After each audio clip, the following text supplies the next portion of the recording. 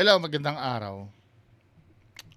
Meron tayong pag-uusapan mga kababayan ko. So, ito no, nabasa natin yung mga demanda or yung demanda ni Sir Norman Mangusin sa Food Genius Group, no? So, ito 'yon. Saan na ba 'yon? So, i-zoom natin 'to. Ayan oh. Ang mga kino-complain dito, Food Genius Vlog, Friends of Food Genius, Food Genius. Mga pages ito ni Food Genius eh. Mr. and Mrs. John and Jane Santos. Yung Santos, yun yung tinuro ng security guard na may-ari ng bahay yata. Kung saan napicturean yung may target. Naalala nyo yun? Tapos si Sir Jaime Soner Solis, yung konsihal na in-interview ni Sir MG. Yan, si Sir MG, si Sir Makagago. Tapos si Mighty Manong. Tapos yung other John and Jane Doe operators. So, ito yung mga ikinasa sa kanila, no? 4 counts grave threats. Hala. 8 counts of cyber harassment daw. Cyber stalking. Yan. Food Genius, di ba? Grabe naman kasi si Food Genius. Lahat ng kilos. Monitored na monitored. Alam mo yon, kalilipat pa lang ng bahay. Pag scroll mo dun sa may picture agad nung bahay.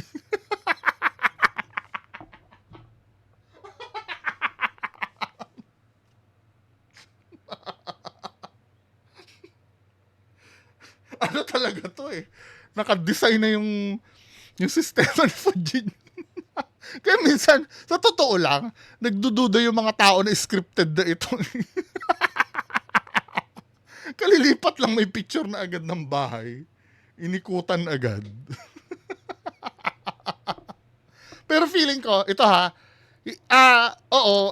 kaibigan ko si Food Genius. Pero feeling ko, may theory ako kung paano mabilis ang information ni Food Genius eh. Hindi niya naman ikikwento sa akin. Pero ang feeling ko, di ba, napapansin ko tulad ng sinabi ko kanina, no? Let's say halimbawa, si Sir Norman Mangusin ay lumipat ng bahay. Tapos biglang napicturean agad yung bahay. Feeling ko marami lang talagang supporter si Sir Food Genius. Yung tipong halimbawa, katulad nun di ba napicturean ni Sir Food Genius from Lala Move. 'Di ba nilala move yung bahay niya para ilipat sa kabilang bahay. May picture siya noon yung truck ng Lala Move eh. Feeling ko mga taga Las Piñas or taga doon Parañaque. Feeling ko yung mga fans din ni Food Genius yun eh. At nagtutulong-tulong yon na for example, nakita namin, oy dito lumipat na dito yung si Kulaong. Ito yung picture oh. Feeling ko yun ang nangyayari eh.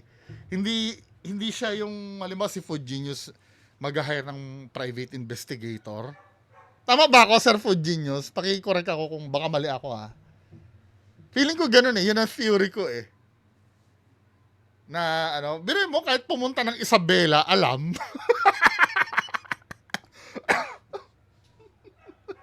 Kahit pumunta ng Isabela, alam. Pati yung pag-drive ng E150. Alam ang ginagawa. Pati pag-renew ng LTO. Ano ba yan? Wala na ligtas eh. Pati yung di ba, sometimes bibili yan sa Robinson Supermarket nung mouthwash. Pati yun may picture eh. Walang kawala talaga eh. Pati yung pagkakapark nung sasakyan sa Kaya tuloy na ka ni Sir Norman Mangusin eh. Ikaw talaga eh. Yan, unjust vexation. And 6 counts of violation of Data Privacy Act of 2012 in relation to Section 6. So, ang nakalagay dito, the harassment, threats, humiliation, and stalking inflicted upon me have caused severe, ito yung sa panig to ni Sir Norman Mangusin ha. The harassment, threats, humiliation, and stalking inflicted upon me have caused severe emotional distress, anxiety, reputational damage, and fear for my life. Diba? Naging dahilan daw yun ng severe emotional distress. Tapos, naging anxious siya. Sabi niya nga, anxious. Diba? Naging anxious siya. Parang, ano ba ang sa Tagalog ng anxious? Parang may fear ka, na for example, ako maihahalin tulad ko yan, pero ang takot siya na parang hindi mo alam yung mangyayari. Correct me if I'm wrong ha, yun ang pagkakaalam ko sa anxiety. For example, may exam kang kukunin, di ba? Anxious ka. Hindi mo alam kung papasa ka or babagsak. Or halimbawa, lilipat ka sa ibang lugar, 'di ba? Pwede 'yon sa bagong environment. Lalo na kung introvert ka, lalabas ka, 'di ba? 'Yun ang kadalasan, 'yun yung anxiety. So dito daw sa ginagawa ni Fujin Juice, anxious daw siya. Anxious. 'Di ba? Tapos yung fear for my life.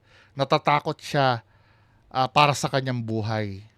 I reserve the right to claim no less than 20 million pesos daw in moral and exemplary damages in a separate civil action. Nako, 20 million yung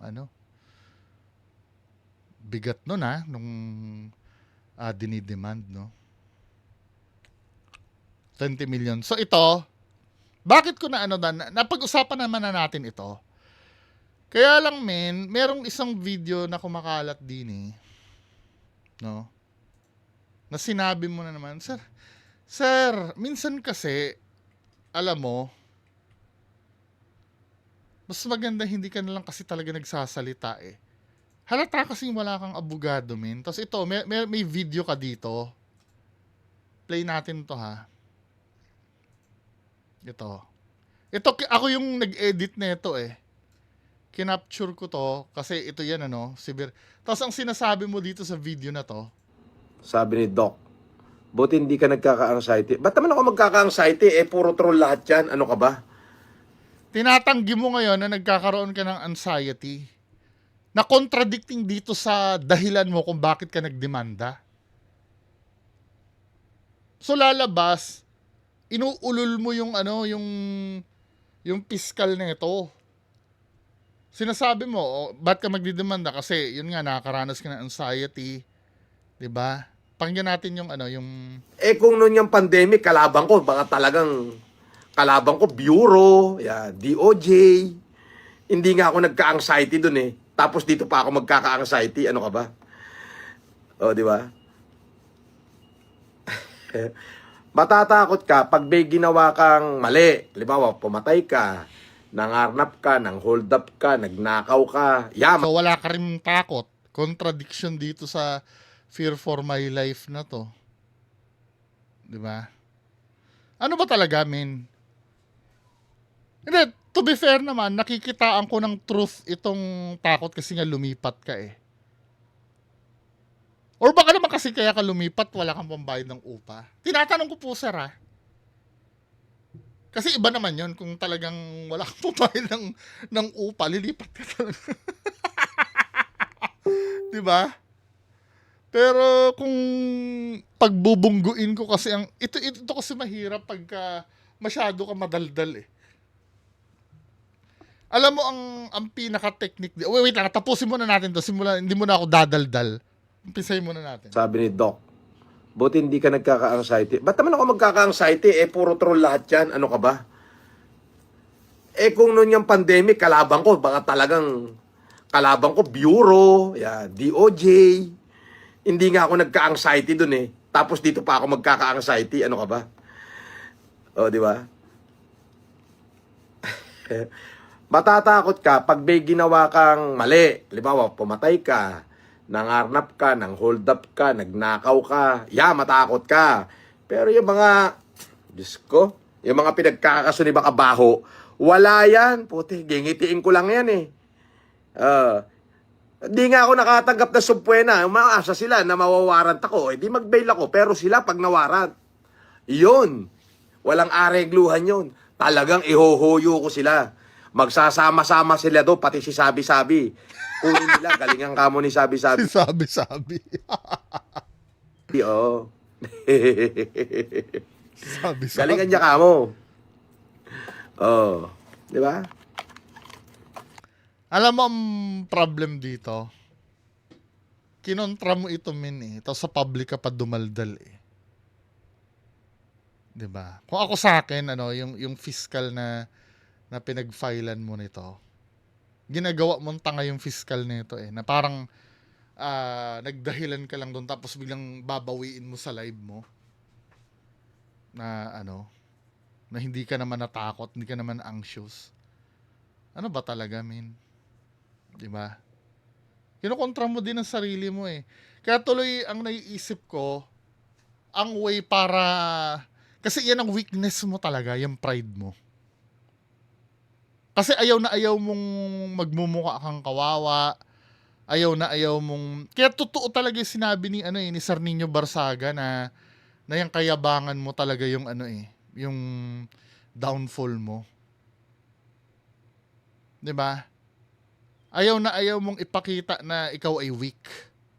Eh, ang isinalang mo doon na dahilan mo, emotional distress tsaka anxiety eh. 'Di ba? Tapos, fear for my life. Well, yung reputational damage, bibigay ko na sa'yo yon. Debatable naman kasi ito eh, kung may reputasyon ka pa talaga or ano. Pero tong severe emotional distress, anxiety, and fear for my life, ito yung mga kinontra mo eh. Di ba? Kaya kapag halimbawa ganyang kadaldal yung matatalo ka talaga diyan, min eh. Kasi weakness mo talaga yung yung pride mo. Yun ang kahinaan mo. Yung ego mo. Kapag yan ay nasagi. Kaya nag-uusap kami dalawa ni Sir Earblog. Yung tungkol kay Nico David, di ba? Yung i-interviewin siya. Kaya hindi kami naniniwala talaga na magiging successful yun eh. Pero hindi natin alam kung tatanungin nyo kami, yung yung interview, kung magkakaroon man ng interview, sa di malamang dahilan natuloy yun, talagang mahirap siyang paniwalaan na magiging successful eh. Kung ang gagawin ni Sir Nico David i-interviewin siya para ilabas ang katotohanan. Kasi sa laki ng ego nito, kapag nasagi mo ang ego nito, magmumura na ito eh. Yung pagmumukain mo siyang kawawa, ayaw niya yun. Kasi kung papanoorin mo yung interview ni Ma'am Christina Caber kay MG, merong doon eh, may time doon na kinuwento niya, yung 'di ba binubugbog niya daw ito si Sir Norman Mangusin. Yung parang sinabi niya, sige, ganyanin mo ako, parang ginaganyan mo ako kasi porkit wala akong pinag-aralan. Parang yung nagsiself-pity kasi siya. Parang nung buong buhay, kaya medyo may pagka may pagka psychological itong tong case na to eh. Parang buong buhay, base dun sa narinig kong mga kwento ni Ma'am Christina Caber, buong buhay mukhang naranasan niya puro pambubuli siguro. So ito yung way niya para makabawi. Kaya takot na takot siya na maapektuhan yung ego niya. Kailangan talagang siya yung astig, siya yung yun ang pinaka yun ang pinaka weakness niya. Pag yun ay nasagi mo na, kaya doon sa interview na mangyayari, if matutuloy man, pag dumating ang time na nagtanong yan si Sir Nico David dito, na kailangan sabihin niya yung totoo at magmumukha siyang weak, tapos na ang interview. Magmumura na yan, mag-aano na yan. Hindi papayag yan na magmumukha siyang weak.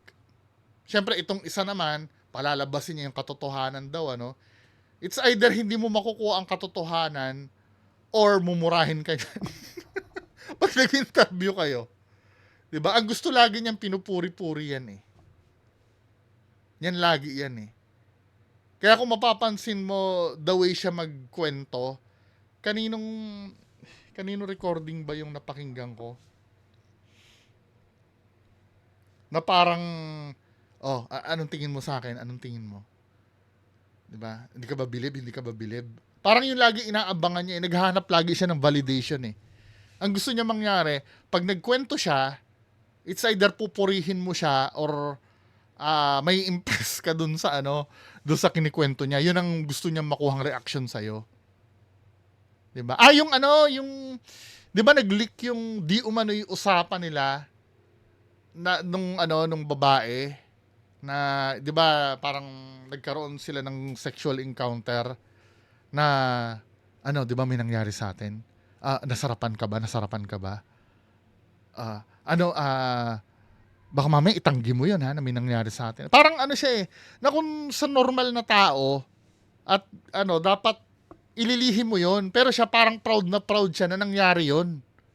Dahil pwede niya ipagmayabang 'yun eh. 'Di ba na ako, chick boy ako, marami akong nasibak, 'di ba? Mga ganyan. Pwede niya kasing ipagyabang 'yun eh. Pero sa normal na tao, yung mga ganun lalo na't may asawa ka, 'di ba? Itatago mo 'yun at itatago eh. Pero siya proud na proud siya dun eh. Sa mga ganung bagay. Kasi nga madadagdagan yung pagkamacho niya doon. Yun ang gustong-gusto niya lagi. Tapos meron pang sige, pwede nating yun eh. I-argue na baka fake yung convo, 'di ba? Kasi nga naman screenshot lang. Who knows kung totoo yung usapan na yon, yung do sa babae. Pero may recording niya na na kahit yung recording niya kay Sekyama habang nagkikwento siya, kailangan talaga purihin siya eh. Hindi, yung recording sa Bilibid, yung sinasabi niya, yung nagwawala daw siya kay, natatakot daw yung mga parin niya sa kanya pag nagwala na siya dun sa, I think dun sa hotel yata yon. Di ba? Yun ang madalas na kinikwento nito eh. Na ang gusto niya reaction ng mga tao, ang astig talaga ni boss, ang ni boss. Di kalibre talaga, di kalibre. 'Di ba? 'Yun ang magiging downfall kasi hindi normal 'yun. Kasi kung ikaw ay mautak na tao, may mga bagay kasi na dapat nililihim ka eh. At may mga bagay dapat na alam mo 'yon na hindi mo masyadong nilaladlad ang baraha mo. Ito kasi pagka halimbawa nakausap mo to, tapos sasagian mo yung pride niya, bibigay ito magagalit to agad eh. Diba? Katulad nito, may nagtanong, hindi ka ba dahil kahinaan kasi yun pagka nagkakaroon siya ng anxiety eh. Diba? Kahinaan kasi yun. Tamo. Sabi ni Doc, buti hindi ka nagkaka-anxiety. Ba't naman ako magkaka-anxiety? Diba? Kasi sa kanya, weakness yun. Hindi dapat, si FLM hindi dapat nagkakaroon ng anxiety. Pero hindi niya namamalayan, yun yung dinahilan niya dun sa complaint niya. Na nagkaroon siya ng anxiety. Diba? Kaya contradicting, men.